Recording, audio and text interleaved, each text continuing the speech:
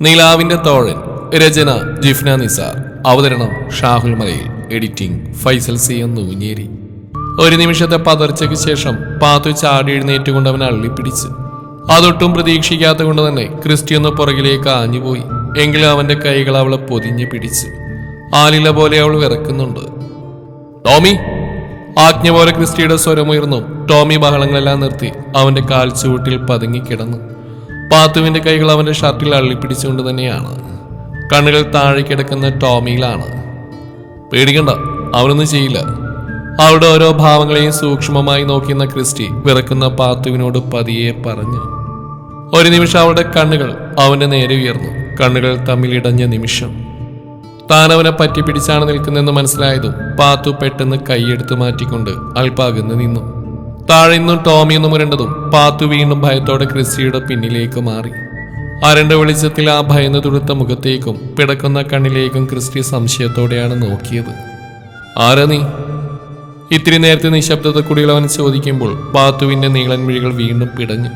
അവളൊന്നും മിണ്ടാതെ മുഖം കുനിച്ചു. പറയ്, നീ എങ്ങനെ ഇവിടെത്തി? അത് ഈ നേരത്ത്? വിടാനുള്ള ഭാവമില്ലാത്ത പോലെ ക്രിസ്റ്റി വീണ്ടും ചോദിച്ചു. ഞാൻ പാത്തു അവന്റെ ഗൗരവം നിറഞ്ഞ മുഖത്തേക്ക് നോക്കി. അവനോടൊന്നും പറയാതെ ഓടിപ്പോവാമെന്ന് കരുതിയവളുടെ കണ്ണുകൾ ഇടം വലം തുടിച്ചു. മുന്നോട്ട് കുതിക്കാൻ ആഞ്ഞവൾ ടോമിയുടെ ഒറ്റക്കുരയോടെ തറഞ്ഞു നിന്നുപോയി. ഞാൻ ചോദിച്ചതിനുള്ള ഉത്തരം പറയാതെ നിനക്കിനി ഇവിടുന്ന് പോവാനാവില്ല. പുറകിൽ നിന്നും ക്രിസ്റ്റിയുടെ സ്വരം. ഭയത്തോടെ വീണ്ടും അവളുടെ കൈകൾ തമ്മിൽ പിരിഞ്ഞു. ക്രിസ്റ്റിയെ, എടാ! പുറത്തുനിന്നും അറിയാമച്ചിയുടെ നീട്ടിയുള്ള വിളി. ആ, എവിടെ ഉണ്ട്? അല്പുറക്കെ തന്നെ പറഞ്ഞുകൊണ്ട് അവനും പാത്തുവിനെ നോക്കി. അതെ, ഓടിപ്പോവാന്ന് വല്ല ഉദ്ദേശം ഉണ്ടെങ്കിൽ നീ ആദ്യം തോൽപ്പിക്കേണ്ട ഒരു ടോമിയാവും. അത് മറക്കണ്ട. ഒറ്റക്കടിക്ക് 1 കിലോ ഇറച്ചി, അതവന്റെ പോളിസി. നേരത്തെ ചിരിയോടെ പറഞ്ഞുകൊണ്ട് ക്രിസ്റ്റി അവൾക്ക് മുമ്പിലേക്ക് നിന്നു. ഇവിടെ തന്നെ നിൽക്കണം. ഞാൻ പോയി അവരകത്തേക്ക് പറഞ്ഞു വിട്ടിട്ട് വരാം. അതും പറഞ്ഞിട്ട് അവൻ ഷീറ്റ് പുറക്കളിൽ നിന്നും പുറത്തേക്ക് ഇറങ്ങി നടന്നു. പാത്തു ഭയത്തോടെ ടോമിയാണ് നോക്കിയത്. എന്നതാടാ അവിടെ? വാതിൽക്കൽ വന്നുകൊണ്ട് മറിയാമ്മച്ചി അവനോട് ചോദിച്ചു. അവർക്ക് പുറകിൽ ഡെയ്സിയുമുണ്ട്. അവിടെ മുഴുത്തൊരു പാമ്പ് തള്ളിക്കൊന്നിട്ടുണ്ട് ഞാൻ, ക്രിസ്റ്റി നിസ്സാരത്തോടെ പറഞ്ഞു. എങ്കിൽ കയറി വാ, സമയം ഒരുപാടായില്ലേ? ഇനി എന്താ അവിടെ നോക്കി നിൽക്കുന്നത്? മറിയാമ്മച്ചി അവനെ നോക്കി. നിങ്ങൾ പോയി കിടന്നു, ഞാനൊരു കുഴിയുത്തി അതിനൊന്ന് മൂടട്ടെ, അല്ലെങ്കിൽ നേരം വെളുക്കുമ്പോൾ അതൊരു ജോലിയാവും, ക്രിസ്റ്റി അലസമായി പറഞ്ഞു. ഓ, രാവിലെ എന്നതാണ് നിനക്ക് അത്രയും ജോലി? നാളെ വെട്ടുണ്ടോ? മറിയാമ്മച്ചിയുടെ സ്വരം കൂർത്തു. ആ ഉണ്ട്, അത് കഴിഞ്ഞ് കോളേജിൽ പോകണ്ടേ? നാളെ ഇച്ചിരി നേരത്തെ പോകണം. മറിയാമ്മയുടെ ചോദ്യത്തെ ക്രിസ്റ്റി നേരിട്ട്. വാതിൽ ചാരിയിട്ട് പോയി കിടന്നോ, സമയം ഒരുപാടായി, ഞാൻ വന്നോളാം. പിന്നൊന്നും പറയാൻ നിൽക്കാതെ ക്രിസ്റ്റി തിരിഞ്ഞടന്നിരുന്നു. ഇല്ലെങ്കിൽ ഇനിയും ധാരാളം ചോദ്യങ്ങൾ വരുമെന്ന് അവന് ഉറപ്പായിരുന്നു. ഓ, ഇനി നിന്നിട്ട് കാര്യമൊന്നുമില്ല. അവൻ വിചാരിച്ചാൽ അവൻ ചെയ്യത്തുള്ളൂ. പോയി കിടക്കാൻ നോക്കു വച്ചേ, അവനുള്ള കുഞ്ഞൊന്നല്ലല്ലോ. മറിയാമ്മച്ചി അരികിൽ നിന്നിരുന്ന ഡെയ്സിയെ നോക്കി പറഞ്ഞു. ക്രിസ്റ്റി വിളിച്ചിട്ട് വരാത്ത കലിപ്പിന്റെ കനം മുഴുവനും ഉണ്ടായിരുന്നു അവരുടെ ആ വാക്കുകൾക്ക്. ഡെയ്സിയും പുറത്തേക്ക് ഒന്നുകൂടെ നോക്കിയിട്ട് തിരിച്ചു നടന്നു. പിന്നിലേക്ക് ഒന്നുകൂടി നോക്കിയിട്ടാണ് ക്രിസ്റ്റി വീണ്ടും ആ ഷീറ്റ് പുരക്കുള്ളിലേക്ക് കയറിയത്. ടോമിയെ തുറിച്ചു നോക്കി ശ്വാസം പിടിച്ചുകൊണ്ട് പാത്തു ചുമരിൽ ചാരി നിൽക്കുന്നുണ്ട്. അവനെ കണ്ടവൾ വീണ്ടും ആശ്വാസത്തോടെ ടോമിയെ നോക്കി. ഇനി പറ, ആരാ നീ? ഈ പാതിരാത്രി എങ്ങനെ നീ ഇവിടെ എത്തി? അവൾക്ക് മുമ്പിൽ വന്നു നിന്നിട്ട് ക്രിസ്റ്റി വീണ്ടും ചോദിച്ചു. അവളൊന്നും മിണ്ടിയില്ല. സത്യം പറയാതെ ഇവിടുന്ന് രക്ഷപ്പെട്ടു പോകാൻ മാത്രം ചിന്തിച്ച സമയങ്ങളുണ്ട് നീ. അവളുടെ മൗനം കണ്ടിട്ട് ക്രിസ്റ്റി വീണ്ടും പറഞ്ഞു. ഷീറ്റ് എടുക്കുന്ന വലിയ മെഷീനിൽ വെച്ചിരുന്ന സിമന്റ് തിണ്ണയിലേക്ക് ചാരി അവൻ അവളെ തന്നെ നോക്കി. കഴിഞ്ഞ ദിവസം ഇവിടുന്ന് ഓടിപ്പോയത് നീയല്ലേ? അവന്റെ ചോദ്യം കേട്ട് അവൾ അദ്ദേഹം തലയാട്ടി. എന്നതാ നിന്റെ പേര്? അതിനവളൊന്നും മിണ്ടിയില്ല. ടോമി! ക്രിസ്റ്റി ഒരു ഈണത്തിൽ വിളിച്ചതും താഴെ കിടന്നിരുന്ന ടോമി തലപോക്കി നോക്കി മുരണ്ട്.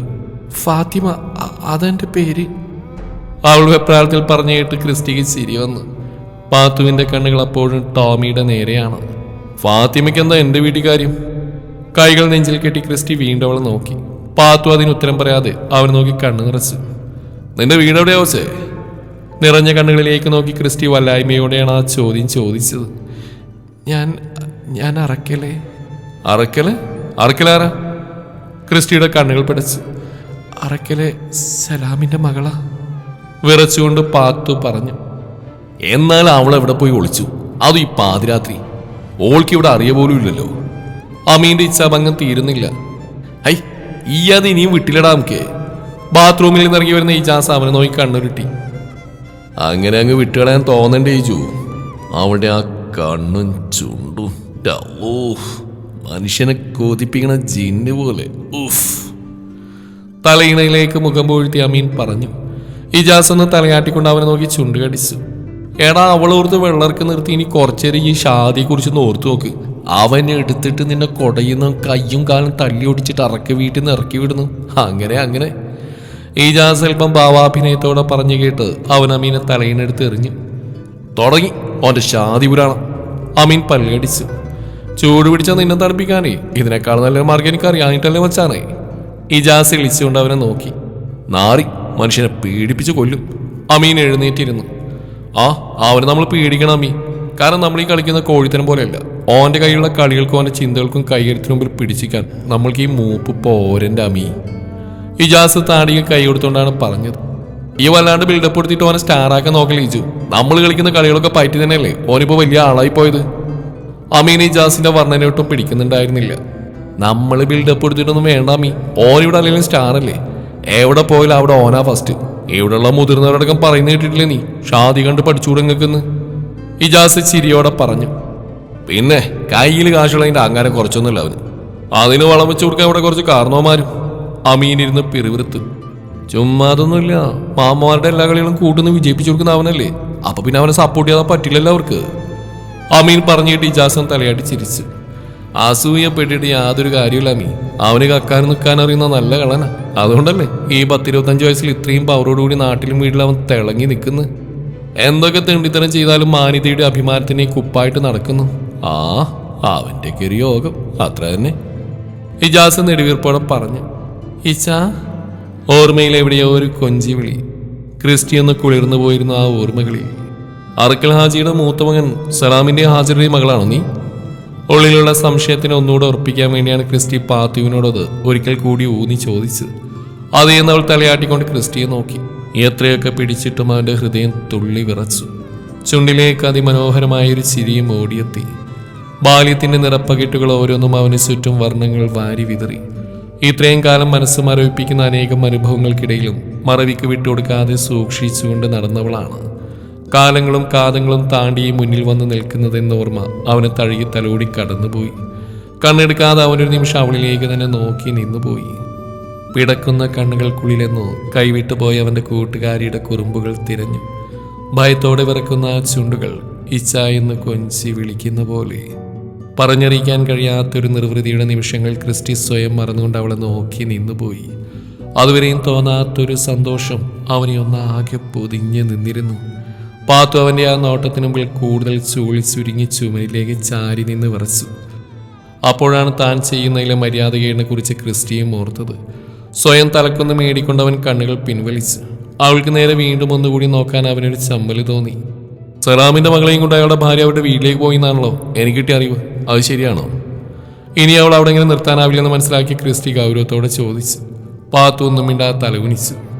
ക്രിസ്റ്റി വീണ്ടും ടോമിയെ വിളിച്ചായിട്ട് പാത്തു പിടഞ്ഞുകൊണ്ട് അവനെ നോക്കി. ആയിരുന്നു, ഞാൻ ഉമ്മാന്റെ വീട്ടിലായിരുന്നു. അടുത്ത സെക്കൻഡിൽ പാത്തുവിന്റെ മറുപടി എത്തി.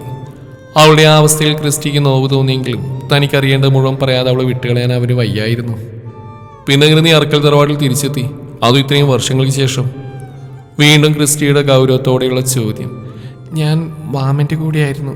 അവിടെ വന്നിട്ട് എന്നെ കൂട്ടിയിട്ട് പോന്നതാ, എളാപ്പന്മാരും അമ്മായിമാരും. വീണ്ടും പാത്തുവിന്റെ കണ്ണുകൾ നിറഞ്ഞു. നിന്റെ ഉമ്മയിലെ കൂടെ? ക്രിസ്റ്റി ചോദിച്ചു. ഇല്ലെന്ന് അവൾ തലയാട്ടി കാണിച്ചപ്പോൾ കണ്ണുനീർ കവിളിലേക്ക് പടർന്നു. ക്രിസ്റ്റിക്ക് നന്നായി നോവുന്നുണ്ടായിരുന്നത് കണ്ടപ്പോൾ. അവരെവിടെ പോയി? ക്രിസ്റ്റി അവൾ തന്നെ സൂക്ഷിച്ച് നോക്കിക്കൊണ്ട് ചോദിച്ചു. ഉമ്മച്ചി വേറെ കല്യാണം കഴിച്ചു. ഞാൻ കുറെ കൊല്ലമായിട്ട് മാമന്റെ കൂടെയായിരുന്നു. ഹൃദയം നുറുങ്ങുന്ന പോലെ തേങ്ങൽ അവനെയും കീറി മുറിച്ചു. കാരണം ആ ഒറ്റപ്പെടലിന്റെ നോവ് അവനാരും വിശദീകരിച്ച് കൊടുക്കേണ്ടായിരുന്നു. അല്പനേരം അവനൊന്നും മിണ്ടാ നിന്നു. ഇട്ടിരുന്ന ചുരിദാറിന്റെ ഷോൾ കൊണ്ട് പാത്തു മുഖം തുടക്കുന്നുണ്ട്. അവനൊന്നും മിണ്ടാതെ അവളെ തന്നെ നോക്കി നിന്നു. ഇതിനു മുന്നേ, അതായത് നീ തനിച്ചായി പോയെന്ന് അറിഞ്ഞിട്ടും അറക്കൽ തറവാട്ടിൽ നിന്ന് ഇതിനു മുമ്പ് ആരെങ്കിലും നിന്നെ അന്വേഷിച്ചു വന്നിരുന്നോ? നിനക്കെന്തെങ്കിലും സഹായം ചെയ്തിരുന്നോ? ഒട്ടൊരു നേരത്തെ നിശബ്ദതയ്ക്ക് ശേഷമാണ് ക്രിസ്റ്റി വീണ്ടും ചോദിച്ചു തുടങ്ങിയത്.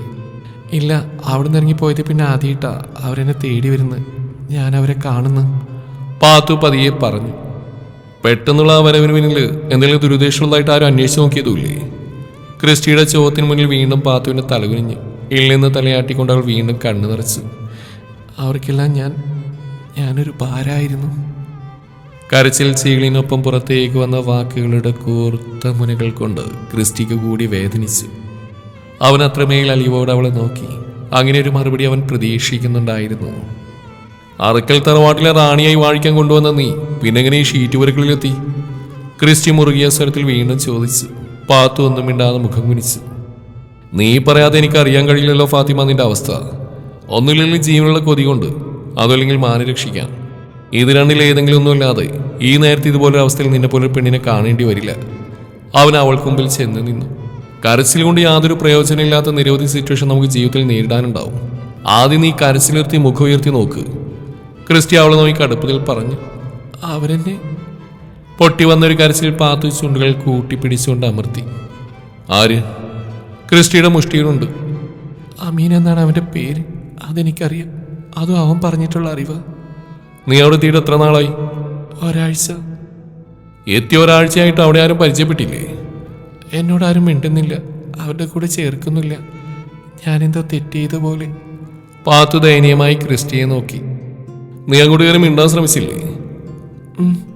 ഇന്നലെ അവൻ അവിടെ കാണുന്നു. വന്നപ്പോൾ മുതൽ തുടങ്ങിയ തുറിച്ചു നോട്ട അവനെന്നെ. രാത്രി മുറിയിലേക്ക് കയറി വന്നു. ഇന്നലെ നീ ഇറങ്ങിയപ്പോൾ നമ്മൾ ആരും അറിഞ്ഞില്ലേ? ഇല്ലെന്ന് അവൾ തലയാട്ടി. എനിക്ക് ആരുമില്ലെന്ന് അറിഞ്ഞിട്ടാ. എന്ത് ചെയ്താലും സഹിച്ചോളൂന്ന് അവർക്കറിയാം. പാത്തു ക്രിസ്റ്റിയുടെ കണ്ണിലേക്ക് നോക്കി പറഞ്ഞു. അവനുള്ള വീണ്ടും വേദനിച്ചു. തിരിച്ചു പ്രതികരിക്കാതെ എത്ര കാലം നീ ഇങ്ങനെ ഓടിയിറങ്ങി പോരും?